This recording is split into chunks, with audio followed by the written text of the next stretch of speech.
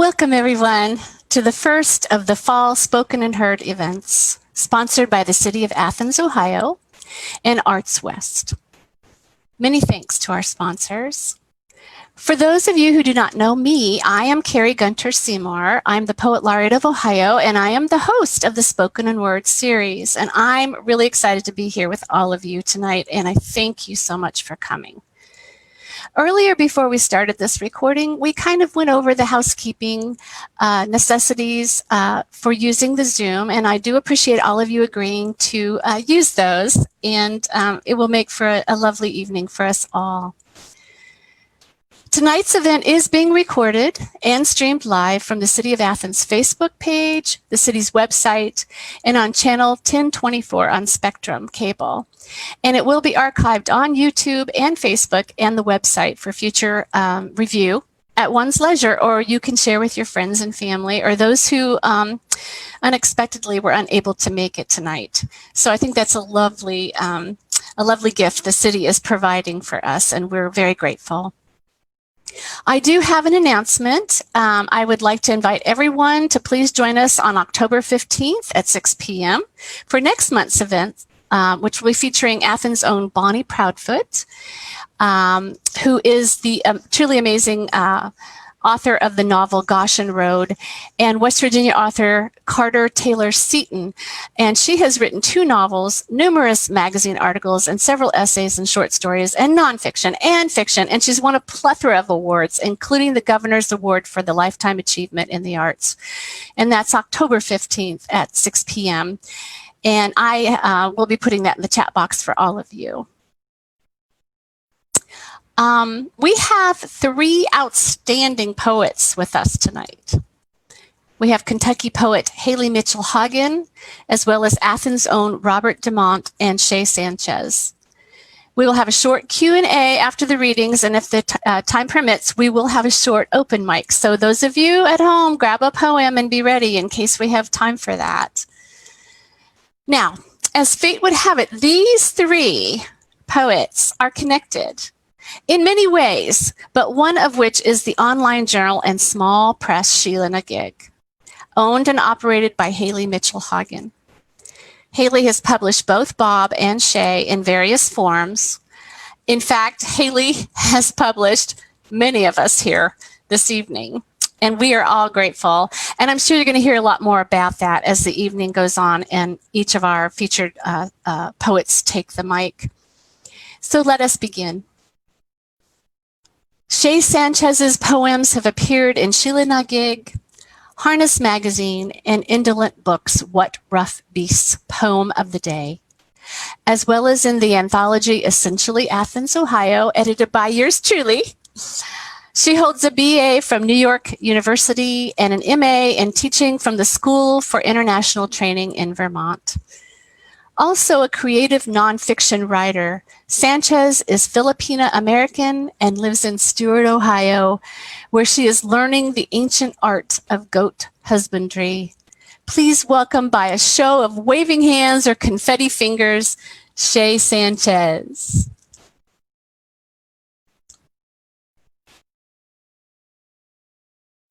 Take it away, Shay. Oh dear. Well, I think Shay has frozen. How unfortunate. Okay, well, let us move forward. We can always come back to Shay, and I will move on to Robert Dumont. Robert Dumont was born in Connecticut in 1943 and schooled there, as well as in Massachusetts and Ohio. His poetry has appeared in the Georgia Review, the Southern Review, Quarterly West, Southern Poetry Review, North Dakota Quarterly, Cimarron Review, Tar River Poetry, and many other journals. And those are the best of the best, folks, let me tell you. He has published numerous books, including Working Days, The Journals of the Grapes of Wrath, a New York Times notable book. Steinbeck's Typewriter, Essays on His Art, a recipient of the Nancy Dasher Book Award. The Weather in Athens, Poems, recipient of the Ohio Anna Award. and Angling Days, a fly fisher's journals, a book of prose poems. Up Late Reading Birds of America was published in 2020 by Sheila Nagig. From 1969 to 2013, he taught at Ohio University, where he received a half-dozen teaching awards. He serves on the editorial board of Steinbeck Review and directorial board of Quarter After Eight, a literary journal. He lives in Athens, Ohio, with his wife, Kate Fox, poet and editor. I personally am so honored to have him with us this evening. Please welcome Robert DeMont.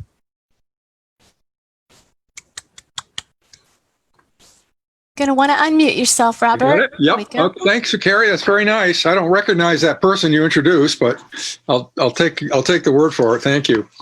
I'd like to read a few poems from Up Late Reading Birds of America. This was a book that, Birds of America was a book by John James Audubon that had a profound influence on me in my life. And I can recall when I was a child growing up in southwestern Connecticut, I took a small version of Birds of America out of the library. And the first couple of times I took it out, I had to take it back every 2 weeks because it was due. The third time I took it out, my mother drove me back to the library so I could return the book. And I found out that the library was under new construction. So I could keep the book for 6 months. So I was able to sleep with it and live with it.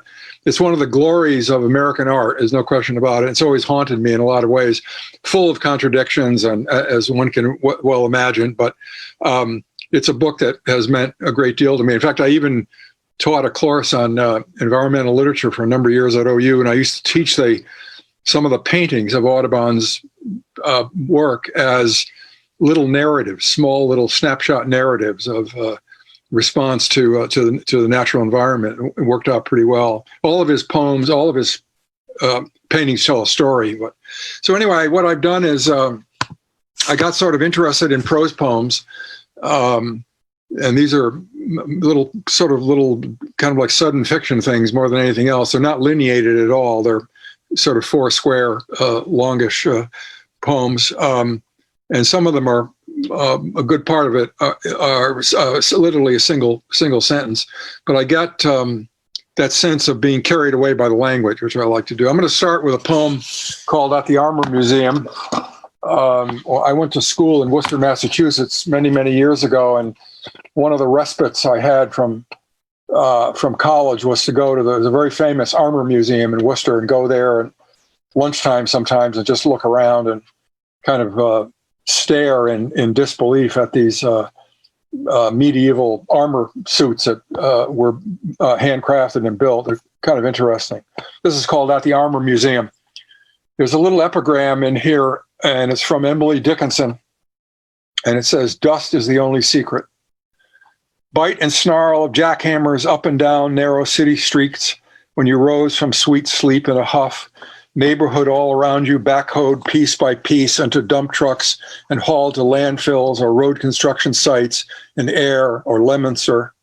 Progress, the city fathers claimed, out of sight, out of mind, they said, except for the wake of concrete dust settling gray and gritty in your rented rooms, on the few cheesy things you call your own, on every leaf on every tree in a 3-block radius. Even birds' throats stopped in the endless grind of machines, though once in a while you thought you heard a familiar call from your rural past, a catbird's rusty creak like an unoiled hinge or visor opening and closing in pre-dawn moil beneath the oddball courtyard magnolias. You were 20, worked as a door-to-door salesman for a fly-by-night company there's no need to name at this late date. Let's say, among other things, without being overly petty, you hated the mandatory dress code, the suit jacket's thin lapels, garish striped tie, that and the crap you had to peddle, the shit you had to eat, that every morning, the same thing. Every morning in the hallway mirror, you met yourself coming and going. Every morning in the scalloped glass, you saw a body cobbled together with odd parts of different people, feet flat as boards, ankles like softballs, flyaway ears, balloon nose, thin, unruly hair, and inside your skull, a maniac's brain, like a Gothic medical experiment gone crazy. Every morning was one of those days you dreaded and only promised to get worse. You had no inkling what today's or next year's story would be, but life being too much with you over lunch hour's thin fare in the shadows of the Armor Museum, you plotted deep-sixing your boss with a broadsword, changing your name to Lance, growing a nut-brown beard and riding south where, tanned and imperial slim, breastplate and helmet polished to a gleam, you would fall upon the thorns of life, etc., in proper tragic form, defending a suitably gorgeous, adoring woman's honor, etc.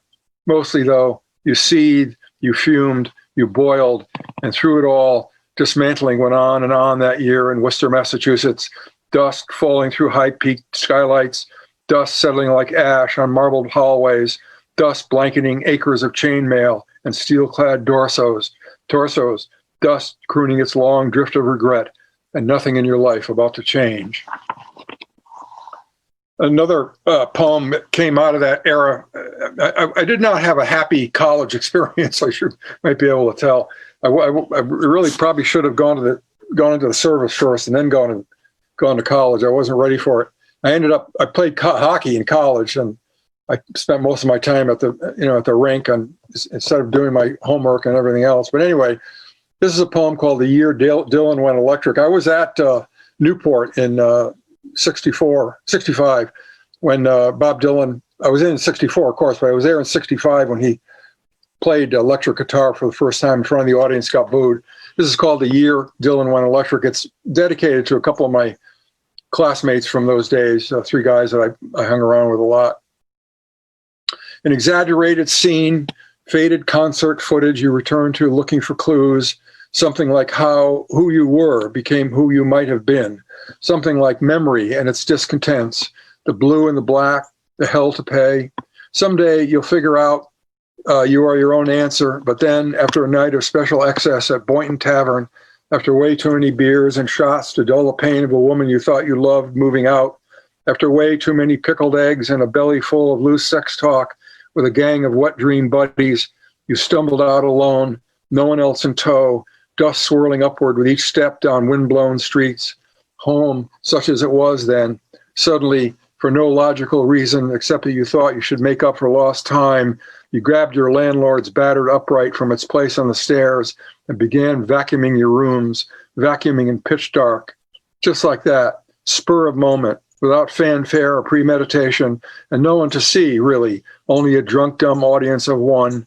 It seemed like the only thing to do, loud enough, too, to wake the dead, but you didn't care, impulsive bastard, because for a few minutes in its whine and roar, you were out there ahead of everyone else, at stage edge, without backup, going for broke, master of your fate, viceroy to a tiny universe of need. Admit it, in those clamorous moments, you love the reaper's single eye, more dazzling than the gaze of the all-knowing upon a desert wilderness. That, yes, plus the sexy, righteous way it took what it wanted, no questions asked, no apologies tendered. How it sucked up with impunity each foreign object, each piece of highlighted lint, speck of petrified food, tarnished earring, iridescent ant. Breadth and scope of the Almighty, in the land of soot and dust, Hoover ruled, queller of disorder, imperial collector of secrets, destroyer of alien detritus. Back and forth, up and down, through bedroom and hallway, each sculpted line on the frayed brown carpet, a victory against that junk in your heart, snake coiled in your throat. Ride that beast, bucko. No more Mr. Nice Guy for you. Not then, anyway, in full fret and frenzied throb of your bully machine. Never again let sleeping dogs lie. Not you, not ever.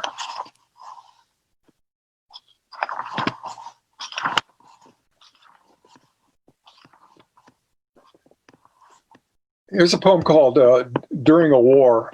And you can fill in whatever war you think you want that'll fit historically. This is dedicated to, again, three of my closest friends. We were gathered around our host's dining room table, a group of us revelers.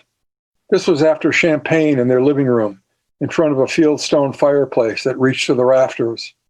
Did I say it was a new house, a new airy house in the country with killer views? A few fieldstones, rough to the touch, still sported tiny colonies of moss. Everyone remarked, especially the city dwellers among us. Look how positively wonderful, they said, and several, thinking it would make a difference, carried water to the stones' lips so the homely toughs would never, ever lose their spunk. But water missed its mark, ran crazily down to the floor, gathered in small puddles by our feet. Enough is enough, some quipster said. Let was be the finale of is. As I was saying, we were gathered around our host's dining room table, a group of us revelers. There were several who were not there around the table with us, and of course they were dearly missed. Remember this one? Remember that one, we said? We thought about them, then raised our glasses heartily, cheerfully, around the long harvest table, spoke their names, more or less in concert. Did I say it was Thanksgiving? It was also someone's birthday, which happened to fall exactly on Thanksgiving Day every 7 years, I think it is.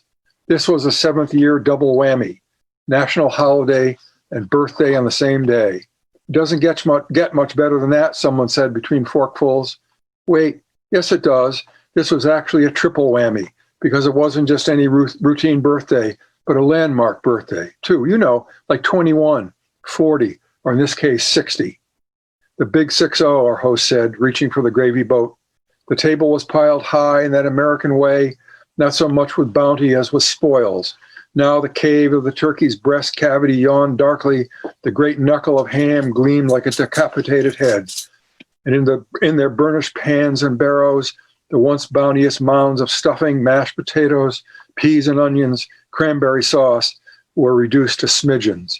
And though no one could eat another morsel, over on the sideboard for all to behold, the desserts lolled on their cooling rack, 5 kinds of pie calling to stopped ears, a chilled fruit-laden jello mold shimmering in elegant candlelight, and an outsized chocolate cape ribbed with white icing, its crown bedecked with birthday script. At our host's dining room table, someone broke out the dope, a chunk of opiated hash of all things, delivered, believe it or not, by courier no less from the kingdom of Morocco. I know whose it was, but I won't tell because, well, it has nothing to do with this.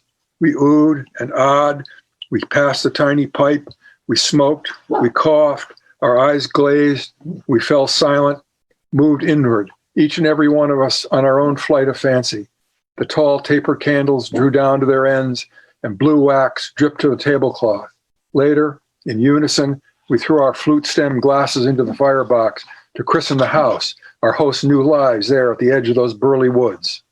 The fire hissed and sputtered. It was late November. Someone bet it would snow soon, and others said, no, not yet, not in this part of the state. Outside, in the milky wash of patio light, 2 flying squirrels came down a tree trunk, then glided to the bird feeder. Their round black eyes took us in. No one moved. No one said a goddamn word. Some of my poems are sort of environmentally conscious, I guess you could say, and following in Audubon's footsteps, I guess. There's a place in, I spend a good part of my summer in Montana every year, and there's a place there, there was an old-time, late 19th century gold dredge. It's at Alder Gulch in southwestern Montana, and it was used to mine for gold and then silver and then garnets and so on.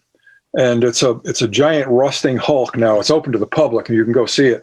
But it did enormous damage to this wonderfully beautiful creek in southwestern Montana, which is still spoiled 100 years later from its presence. This is called the dredge at Alder Gulch. So they came into the valleys, following ridge lines, deer paths, corduroy roads.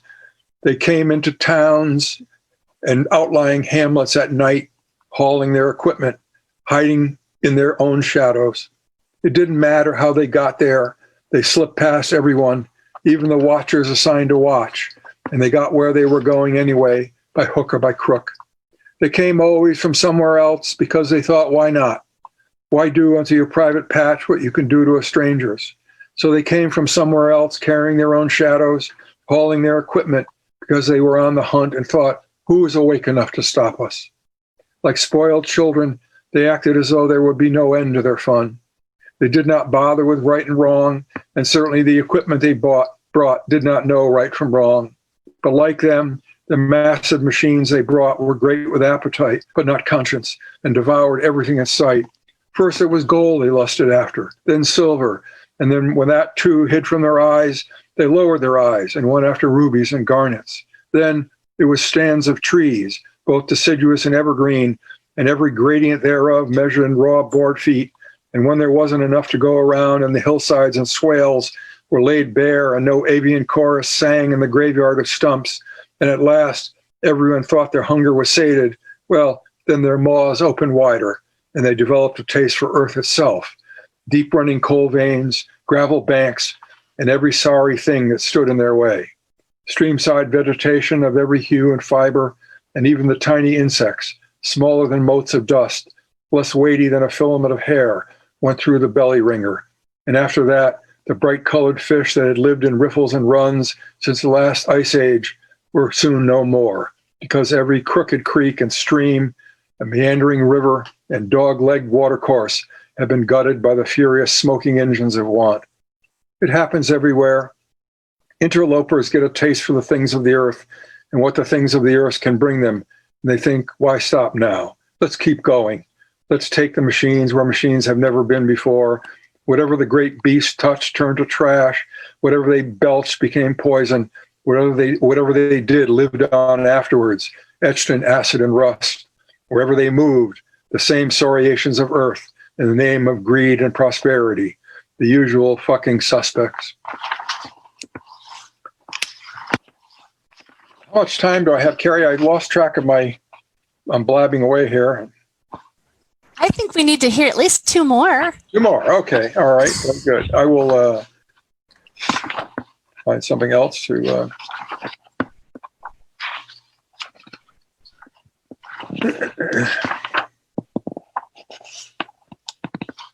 Here's a poem called The World is But Whirligig. Someone I know, not exactly a friend, but then not a stranger either. A friend of a friend, I'll call him, though I admit I don't hear from him very often, writes from the hinterlands, quote, one thing leads to another, unquote, he says. And out of the blue, just like that, he's bought for next to nothing an empty grain elevator, of all things, with a perilously tall ceiling. This is in a tiny rural town I have no reason ever to visit, and though I am not sure why he tells me this, I hear he's a guarded man, says he plans to use it as a studio where he can stretch his word and do arty things like paint or write or carve wooden birds when the spirit moves him. I hear from a friend of another friend this splashy new life is really to escape his wife, who has always worn the pants in the family. Not, I suppose, that there is anything wrong with that. But before I get too far behind myself, here's the point. Snow on my pal's part of the Great Plains is so deep he can't get out of his yard and drive to the next town to kickstart his bright idea. Isn't that always the way?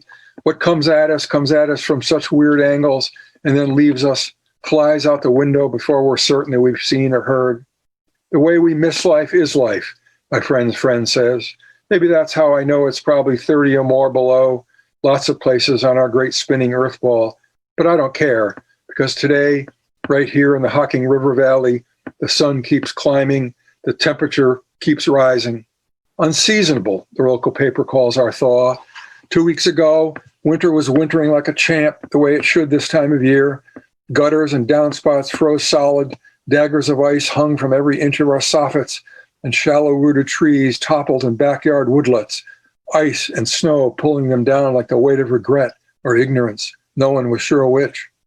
I sat tight for what seemed like a long time, brewed green tea, cooked lentil soup, ate no red meat or, God forbid, foie gras, vowed never to talk trash again, fed the fire stick by thorny stick, hunkered down under woolen blankets and waited for the Jets team to change its mind. Finally, it blew our way, and in no time we were basking, as I say, in all manner of warmth and sunshine.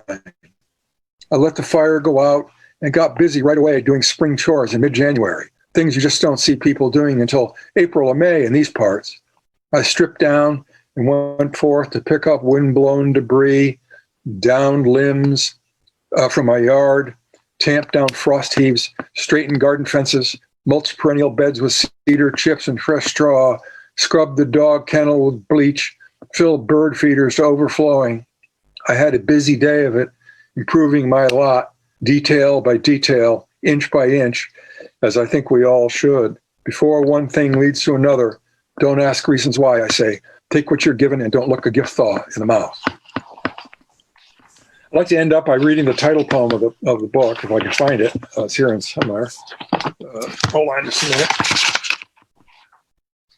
This is called Up Late Reading Birds of America. There's a little epigram to this, and it's from Audubon, and it's, quote, "In my sleep, I continually dreamed of birds," unquote.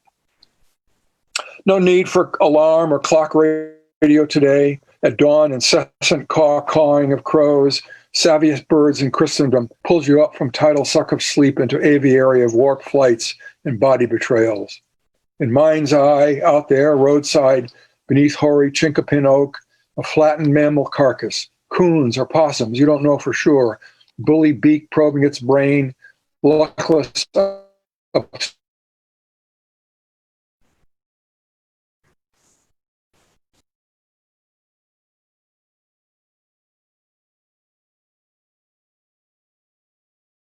each turn to win. The great spine-broke book still open on your chest, passion of color held tight in talon grip, scapular shafts arrowing a printed page. Still groggy, see yourself younger, almost unrecognizable, sleepwalking, if you want to call it that, coming toward home again, toward that small, sharp-angled suburban house at Wood's Edge, coming home again through nodding foxtail, head-high grass, plumed cattail stalks, foggy-headed too, like this, having followed all day a commotion of crows until you found them dive-bombing a lone barred owl, the first you had ever seen.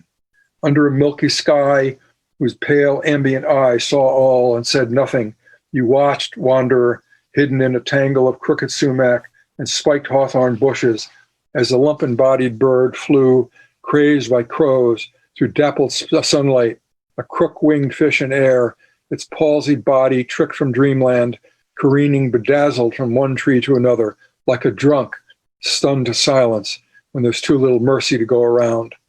What's done is done, though, and even now, in a whisk of breath, molted self slipping in and out of shadows, you belong to no one, yet go on reading, turning pages, humbled by each avian spectacle, still starved by the thing shrinking in your heart, the ruinous blank in your eye, the empty what have you, let's say, like birds' riotous language, meant now, you see, only to tease and bedevil. Nothing more, nothing less. Thank you. Appreciate it. Oh my goodness. Thanks to Haley for bringing these poems to print. Couldn't have done it without her.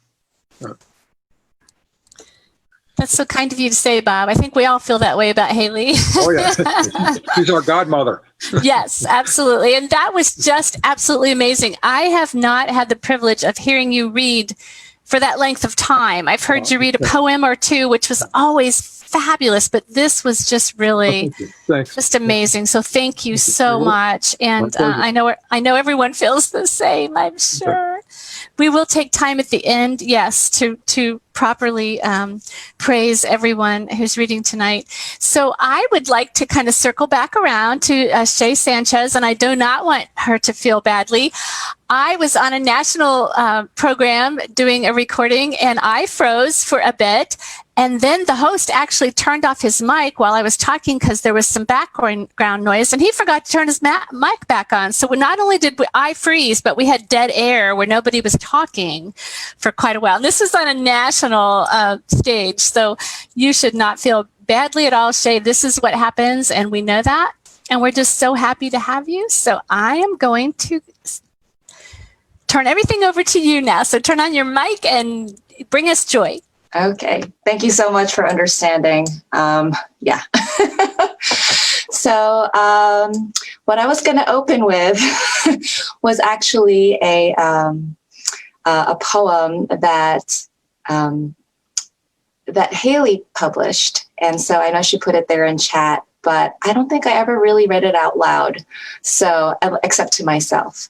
So it is called Weary in Mumbai. And this poem I wrote in 2014, and it was something that was very a visceral experience. So I wrote it soon after I left. My partner and I traveled in India for about a month, and this was one of our last stops. So, weary in Mumbai. I hear an urban echo of an earlier time, when avenues and boulevards stretched until they kissed the water, when unassuming placards on sturdy stone facades whispered street names with no pride, when heat upon metal vented a harsh, uninviting waft of canned fish left to rot, when splatters of alabaster white scat on car roofs and asphalt lanes warned passers-by and casual strollers of a pigeon nest above, when taxis tarried and carried the privileged, the lucky, the diligent, when pavement glistened with a wish for a prosperous future and a renowned past. This echo tells me it's nothing more than a sonic peep in a cavernous memory. So thanks, Haley, for publishing that. And what I was going to say at the beginning when I froze was I wanted to thank Carrie for everything since I started showing up for these open mics, because I was like a semi-Rip Van Winkle. Like, I was part of a poetry group in the evening, and Stephanie was part of, but before Stephanie joined, I was part of another one. And I just kind of wrote poems for the group and not necessarily for myself. And it's for myself, but, you know, and when I saw the Spoken and Heard, I just attended and it was great. And I read a poem and I was so nervous. And Carrie was just so supportive. I kept attending and I just kept doing open mics to the point where now I feel like I see a poem everywhere. And so I have to thank you, Carrie, so much for reawakening myself to poetry, to the point where I'm like taking poetry workshops here and there. So,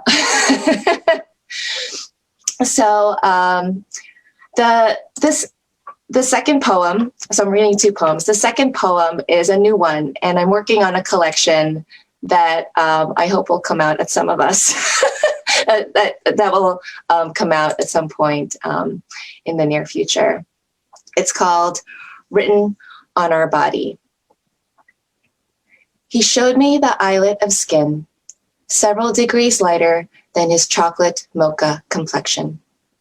At the crook of his elbow lived a memory of a 4-year-old me flinging a knife at him.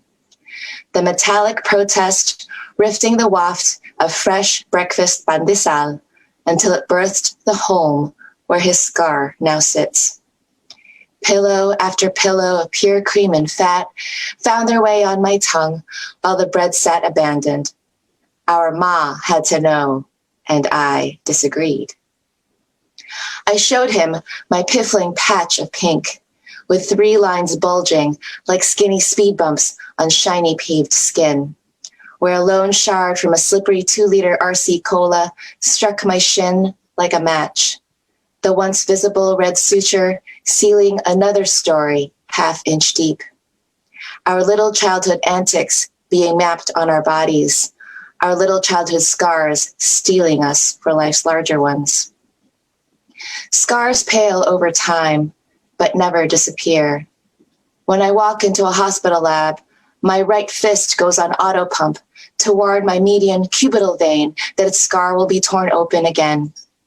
To do its job for me, for these kidneys, for the 13th year. Opened again for another prick and siphon, for another plunge and test. Opened again to see how these organs are hurting or helping. To see if they're still breathing or closer to its gloaming. These days, I wonder how my brother's own kidneys fight to breathe. How his waiting for someone to die or someone to say, hey, I can give you one of mine, has deepened the trench of our genetic scar, stark and gaping. I wonder how my life would have been different if the soft, life-giving lump beneath my 7-inch scar were not there. a 7-inch fault line on my abdomen, cutting a chasm between his hoping and healing, between his future and my present. I wonder how resilience can be a gift and a curse, how many scars our unconscious collects and how many we choose to have, how much they fully healed or just scabbed over only to bury the hurt for the rest of our lives, how the pandemic has stressed fissures long ago tendered for division, how people feel they need to define the humanity of others, how the shade of our skin stamps our worth even though we bleed and scar all the same, how this earth carries on despite the scars we scrape into her bones. I wonder if pain softens over time, or if we. I look back at the montage of textures my old scars weave. The stories behind them flicker like rickety reels of surviving films on repeat, with sepia-toned scenes of my brother and me when we were just kids with a whole life to take hold of, with our skin still intact. Thank you. Shay, that was just amazing. How good of you to share all of that with us. I mean, not the part about me. I mean your poems. Your poems are just so poignant, and you've opened it up for me to say that to have watched your growth and to see you blossom the way you have has just been absolutely amazing, and I've loved every minute of it. So thank you for sharing so much of yourself. Wow. Oh my gosh, these evenings are always emotional for me because I love the work so much, and then little things like this happen. So I'm just so happy to be able to do this. I'm a lucky woman. I'm a very lucky woman. And so we're going to move on because we're going to have some time to rejoice at the end with all of our featured readers, and I think a few at the open mic. So I would like to introduce you to Haley Mitchell-Hagen. Haley Mitchell-Hagen holds a PhD in 20th century American literature from Ohio University and an MFA in poetry from the University of Washington. She is currently professor of English at Ohio University Southern, where she teaches courses in composition, American literature, and creative writing. Her chapbook, What the Grim Girl Looks Forward to, appears from Finishing Line Press. And poems have appeared or are forthcoming in Rattle, Slant, Spillway, Chiron Review, Verse Virtual, and many other journals. Light and Shadow, Shadow and Light from Main Street Rag Publishing Company is her first full-length collection. She edits Sheila Nagig Online and Sheila Nagig Editions. A warm welcome, please, for poet and editor extraordinaire, Haley Mitchell-Hagen. Thank you, Carrie. Thanks for not making me cry this time. That helps. Thank you, everybody, for coming out tonight. Lots of Sheila Nagig friends here and colleagues and just friends of poetry. So appreciate you coming out, and Carrie for this opportunity. And thank you for the City of Athens and Arts West for sponsoring these kind of opportunities too. That's really, really great. We appreciate it. My little collections came out in 2016 and 2018, but they were full of poems that I mostly wrote in the mid to late 90s. And I had taken a break when I started my PhD program with Bob as my advisor, by the way. I took a break from poetry for about 15 years while I got myself settled in my career and had kids and did all of that.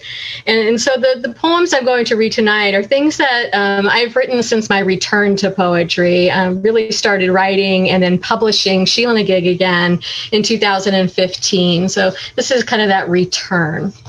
And I'm working on a couple different collections. One I hope will be a full-length collection, and it's focused on depression in women from both a personal perspective and also a historical perspective. So I'm going to read a couple of those. And I keep saying I'm working on this book, and it seems like I've been saying that for like 3 years now. So I need to work a little harder. All right. This poem mentions Walter Freeman, and he is the doctor who performed many thousands of lobotomies in America. And the quotes from him are actual quotes. Get the bitch a lobotomy. For Alice Hood Hammett, the first U.S. prefrontal lobotomy patient. She was a master at bitching and really led her husband a dog's life. Walter Freeman.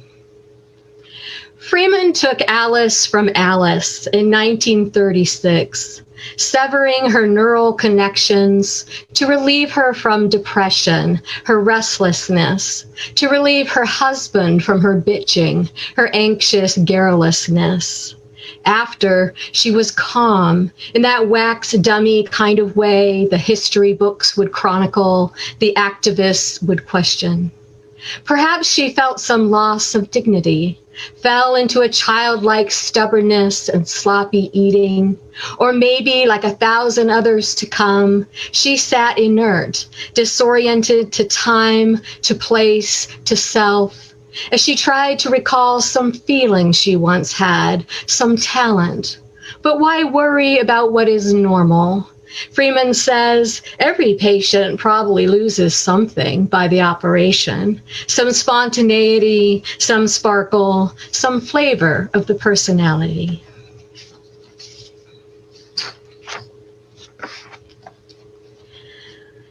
Blue Wife puts too much stock in a good day. When she welcomes that tinge of happiness that enfolds her when working, a cool breeze along her edges, lifting her mood in small measures, like the Ecuadorian butterfly tapping its way across lavender at the conservatory show. Suddenly clear-headed and light and just happy, despite the gray day, the rain. She texts her friends, her mother, swears she's eaten herself back to good health. No sweets, no white breads, the extra pounds starting to shed. Or maybe the doTERRA oils diffusing in her workspace with endurance and hope, like it's always been as easy as just plugging in and misting 2 years of dark humors away. But the next day, the very damned next day, where is that feeling? Gone as quickly as it descended. The dogs too needy, the kids too loud, the afternoon nap like a siren call. And then those 2 hours wasted, the headache worse, the mind scattered, unfocused, as though taken by surprise, like when that yellow butterfly snapped closed its wings and revealed a shock of blue. The next batch that I'm reading tonight, I'll come from what I think is just going to be a little chapbook. It's an A to Z kind of book, and I'm calling it the Little Book of Being. And each of the titles is just an emotion, a state of being. And most of these poems were those kind of poems that were gifts, like a friend tells you a story and you just steal their experience and write a poem about it, like in first person, like it's your story. So that's where the inspiration for a lot of these came from. And this one is actually called Inspiration, and it's one of a couple that appeared in Carrie's Women Speak anthologies and elsewhere. Inspiration. This is a pantoum. You're not going to hear much rhyming from me, but this one's a pantoum. When Allison posts her photos of flowers, she must think we just see them as her hobby, but in their shape and colors, I sense power, the blossoming and failings of the body. She must think we just see them as her hobby, though in the dog Rose's pistil a different bloom, the blossoming and failings of the body, like the ovarian purple iris's empty womb. In the dog Rose's pistil a different bloom, once recognized in nature by O'Keeffe. In the ovarian purple iris's empty womb, she caught the essence of woman in bas-relief. Recognized in nature by O'Keeffe, pink sweet pea suggests labial folds. She caught the form of women in bas-relief, but denied the metaphor the image holds. Sweet pea suggests labial folds, so too the cracking fissures at mammoth caves. I can't deny the metaphor the image holds, when nature paints the body from birth to grave. I get chills viewing fissures at mammoth caves, but in their shapes and colors I sense power. Nature paints the body from birth to grave, I recall, when Allison posts photos of flowers.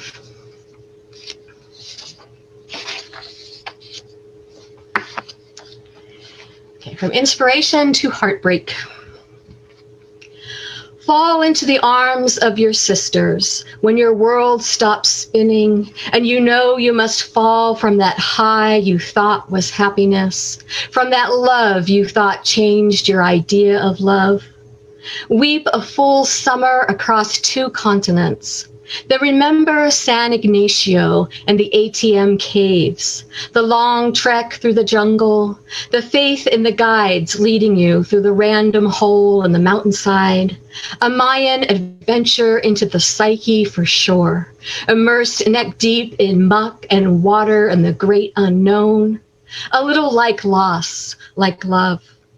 When you turned off your headlamp, who could have thought such a darkness existed? The shock of an expanse so wide, a void as deep as any human heart. And maybe you thought you couldn't do this, but when you turned your light on, that cave still shined, its sediment sparkling amongst bats and skeletons, your own heart pounding, reminding you of what it means to be alive, as you waded back into the daylight and you made your way home. My friends have good stories. Good stories. Okay.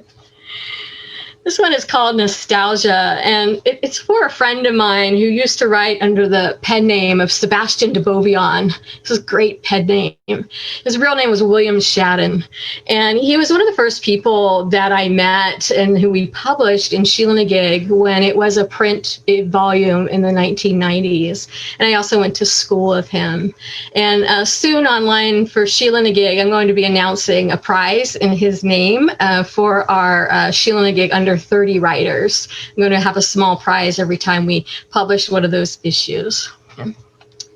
And this is for him. He was shot and killed when he was 26. So that's where the prize comes from. And I thought I was done writing poems about him. And this poem, I guess, really isn't about him, but he sparked the poem. So we'll go there. This is Nostalgia. When the D&D teens come to play, 5 big boys with their post-lunch appetites, I give them a shiny silver mixing bowl full of apples. The empty bowl wobbles around my living room floor as the weekend unwinds, and the dogs finally nose it into their realm under the couch. Jack salvages it, places it on his head, and exclaims, "Look, a colander hat." And just like that, it's New Year's 1993, the poets partying in a Long Beach apartment, in our 20s and stoned as frack.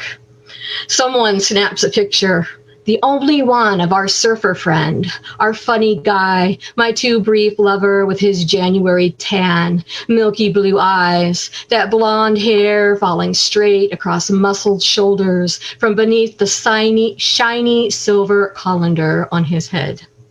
I laugh at Jack and smile, not at his antics, but at the memory of my long-dead friend, at youth, at the sudden sense that sons never fully know their mothers.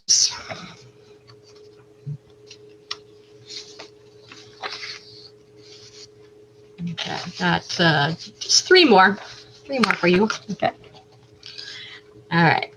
This is called Paralyzed. Okay. At first, it's amusing.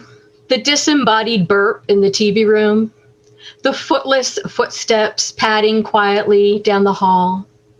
And when I can't find my reading glasses for days, and then they just are, just sitting there on the white fireplace, so much purple you can't miss them, I still think I can play along, take a joke from this little lively sprite, my new home's old occupant. But when my son visits or my sister and they refuse to sleep in the attic room where I worked so hard to make it comfortable, inviting, I'm not so sure anymore. Who wants a creepy guest room after all? A presence that sucks all the air from a space to make itself known. My friend says a good smudging could get right rid of it. A little sage and sweetgrass to replace negative energy with a bright white intention. That night I wake up not breathing. My lively spirit now a thing of nightmares, a dead weight on my pounding heart. Eyes wide open, a scream stuck in my throat. I see the classic image clearly. Demon perched atop the pale, fainting maiden, her entire being surrendered to fear, no power whatsoever to move against it. That's a little fall ghost story for you. Okay. That is not my house, thankfully. Okay. All right. I'm going to read two of my my newest poems. And this first one is actually going to appear tomorrow as the featured daily poem in Miami's Swim Every Day. So I'm pretty excited about that. Okay. And this is a little piece called Fear. My mother says COVID is easy. At least we are safe in our homes. She thinks of her own mother during the Blitz. 4 kids and bombs dropping, sandbagging the incendiaries, the rationing, evacuating to awful conditions. And the doodlebugs? I think of shabby Ohio hotels, the lice my sons brought home from preschool. But really, the Nazi missiles looked like small planes, vengeance weapons, they called them, buzz bombs, fired by the hundreds into southeast England each day, their jet engines whirring like a field of common insects. When the motors cut out, the bombs fell. Imagine having that fear constantly, my mother says. Once, my Nana heard that telltale stop, and her body did the thinking. She threw the infant, my mother, into the indoor shelter just before the blast, just before the glass doors exploded. My mom gave me that poem. Hi, Mom. I see you on there. You made it. All right. And finally, I'm going to end with a little joy, because we all need a little bit of joy, right? The neighborhood kids are going for the record. The longest chalk hopscotch, starting at 103 Meadowlark, hop, skipping, jumping, winding its way through our small patch of Kentucky roadscape. 1 square, 1 foot, 2 squares, 2 feet. Each box a unique geometry, depending on the writing skills of its young maker, tumbles up the middle of the asphalt, till some mom guides the installation to the safety of our edged lawns. At box 535, the oldest boy begins to count by hundreds. Squares 600, 700, 800, stretching beyond 4 houses, rounding into the cul-de-sac past Friday's recycling bins, then up the street again, flanked by pink happy face hearts, rainbow-tailed unicorns, blue cats, purple flowers. The project goes on for days, easily beating the record, heading back home with over 1,800 squares. The joy is in the making.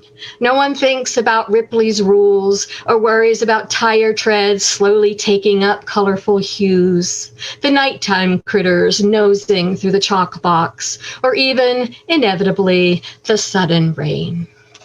Thank you, everybody. So by now, I have hardly a word to say because I'm so overwhelmed by all of the beautiful words I've heard tonight. This has just been amazing. I would like to invite everyone to turn on their mics for a moment and just let's have some real applause for these 3 amazing poets that we have heard tonight. Shay Sanchez, Robert Demont. Sorry, Bob. Sorry, Robert. And Haley Hagen Mitchell Hagen. Okay. See what I said? I'm just overwhelmed with the amazing work we've heard tonight. It just seems amazing. My God. Okay, let's clap. Okay, bravo, everybody. Bravo. Bravo, bravo, bravo. Thank you so much. Truly, truly amazing. So we There'd be actually no poetry without an audience, that's for sure. absolutely, absolutely. Or there would be, but it wouldn't be as much fun. Well, it wouldn't be the that's for same. Sure. Yeah, exactly. So I would like to mention that I do a workshop, a monthly generative workshop every month. And this month it is writing your self-portrait. And we're often asked to draw our self-portraits, but we're going to actually write one. So I'm going to put this information in the chat in case any of you are interested in participating. And then I am thinking that we need to do a little bit of an open mic because we have some time. And I know I didn't ask people in advance, but I thought we could kind of do the Quaker way. And if one has a poem that seems to fit in with the way things have felt this evening and would care to share, I'd love to have 2 or 3 people step up and share a poem. So I'm not going to call on anyone. If you want to raise your hand or put your name in the chat window or maybe simply open your mic and begin to read. I really appreciate that everyone has turned off their mics again so that we can do this. And I don't want people to be shy. I'd love if Patsy Kisner would share one of hers, but I don't know if she will do that tonight. I'm putting her on the spot. Because I know many of you don't know her work, as well as Cheryl Denise. We haven't had the honor of Cheryl being in our city other than with the Women of Appalachia Project, so many of you have not heard her either. And there are others as well. So I will stop talking. It looks like Patsy has turned on her mic, so maybe she is going to share one with us. Is that right? I can share. Let me grab my book real quick. Okay. All right.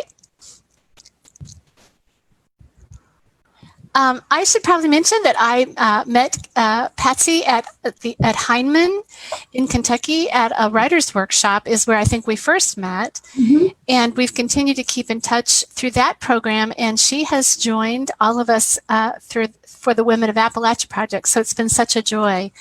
And Patsy, you can tell everybody where you're from and about yourself. I live in Calhoun County in West Virginia. I live on a small farm, do a lot of homesteading. I worked for Calhoun County Schools for several years, and now I'm just home. I'm home raising chickens and gardens and doing that kind of thing. So I have a small chapbook out from Finishing Line Press and then a bigger collection. And I'm just going to read a short poem from the bigger collection. It's called Last Days of an Old Dog, and it's from Finishing Line Press.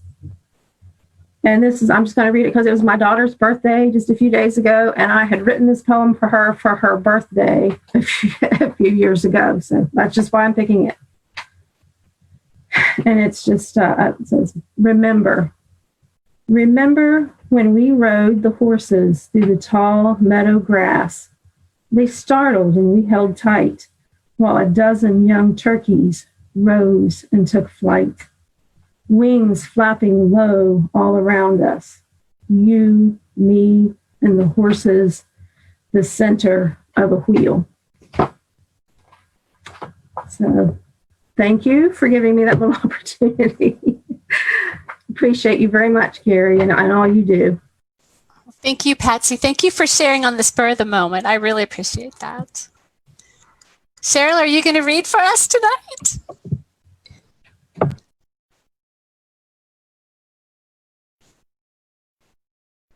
Are you? Oh, she's going to go get something. I'm wondering if we should have someone else read while we're waiting for Cheryl. Was anyone else thinking they might like to read? I'd like to point out how many Sheila-na-gig authors are on here tonight. In addition to Bob and Shay, Patsy and Cheryl and Bonnie and Sean Kelpley and of course, Carrie, whose book we've recently published. So if you're enjoying tonight, check out Sheila a Gig online and read these amazing writers there. Thank you, Haley. That was an excellent idea. And I can see that Cheryl's getting ready. It's just taken her a minute. And Cheryl has a beautiful story to tell us about where she lives and how she chooses to live, which I hope I'm not putting her on the spot by asking her to share that as well. Okay, yeah. Can you hear me? Yes. Okay. Yeah, so I live in an intentional community, small sheep farm, a few chickens. We're not very successful with either, but we enjoy it. And it's been great to hear all three of you this evening. Thank you very much. And I'm going to read a poem. It's called Where I'm From, in honor of George Ella Lyon, of course. Where I'm from. I'm from clotheslines off back porches, from pickle brine and cooked cheese, from a mother who made us kids sniff horseradish at the first sign of a cold. I'm from shape notes, knitting needles and pickling corn, ink stains and silver typeset, Dad's Heidelberg press forever snorting like a stallion in the old chicken coop. From the neighbor kids flooding the backyard for hockey, imagining ourselves as Wayne Gretzky and Bobby Orr. I'm from a giant white Bible on a coffee table with a picture of Solomon about to split a baby in two. I'm from home-sewn bathing suits, accordion lessons, breaking curfew and smoking players, Gloria Vanderbilt jeans and Farrah Fawcett hair. From a mother who had 2 dates in one night, a father who snuck out of the parsonage to see South Pacific at that verboten movie house. From a grandfather who refused to go to war, sent west to fight forest fires instead, while his wife gave birth on a poultry farm. I'm from recycled ancestors, the ones I can't name and don't understand, but who somehow survive in my bones, grounding me here to this place where I'm from. Thank you, Carrie.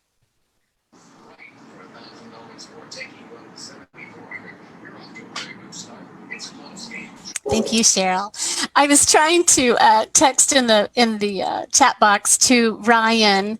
I don't know if Ryan, are you near your desk? Can you hear me?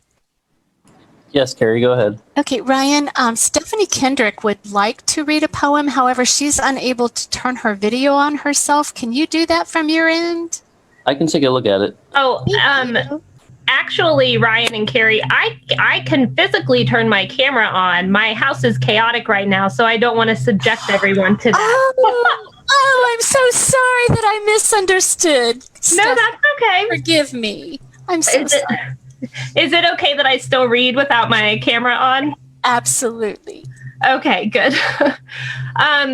Cheryl, I love that prompt. Thank you. I love all of the reiterations that I ever hear from that. This poem is in retrospect. There is a well in the front yard covered in plywood, and if you move the plywood to look inside, you will probably fall in, and no one knows how far down it goes or who has already fallen inside. And if there is a family of bones at the bottom that slowly dissolve and wash over your skin in the shower, that has to be where the fire salt smell comes from. There is a barn behind the garden that the landlord warned is falling in, and when you stack the rusted barrel on top of the feed bucket, you can climb in the window and learn to ignore creaks under your bare feet in the loft, and find a stack of musty blankets to hide under while you watch your brother kiss strangers. And don't mind those dead birds. Some naps just last longer than others. There is a wood panel bolted to your bedroom wall that has come loose, and when you look inside, all you can see is fractal black, like when you close your eyes and push your fingertips against your lids until it hurts. And later, like way later, you will know this as attic. But now you know this as hope. And this means that what you already know is not actually everything. There is a sound your mother makes hunched over the kitchen sink that sounds like a raindrop the instant before it hits the ground. And each time her hand baptizes rag, she squeezes weightless, wishes she still had fingernails. When she drops the fine china on the floor beside her feet, this is not accidental.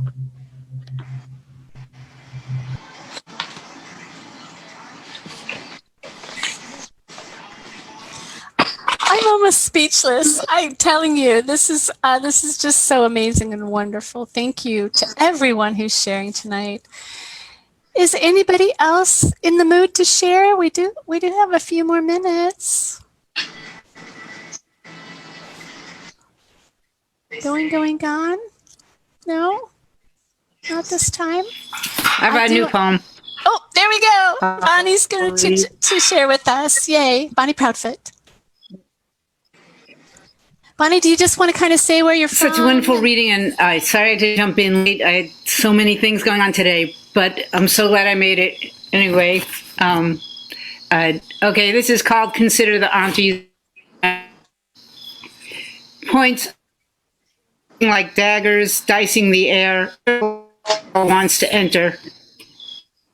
The outside out, to wring the necks of chickens, pound white meat into cutlets, cream eggs into sugar, because there are labors of love and labors of need, labors of pain and lifetimes where each moment seems to click tightly into the next. But where does that land on a scale of suffering? Nearsighted, they know the wrapping paper of success hides the bomb inside the present. A gold ring on one hand, a mop in the other, floors so bright they shine in spite, red painted fingernails, skeins of yarn spilling off needles, apron pockets full of posy. When one dies, we cover all the mirrors. That's it. I'm always so jealous when someone says, I just wrote a poem this week and I think I'll share it. And it's always wonderful. And I'm like, I can't do that. I rarely get a poem that quickly. And I'm always so envious when someone does. So that's marvelous, Bonnie. Well, I just really want to thank everyone for coming this evening, especially our featured poets, Shay Sanchez, Robert Dumont, Haley Mitchell-Hagen. There, I said that all perfectly. What a treat to hear those voices. And I will remind everyone that we were live on Facebook tonight.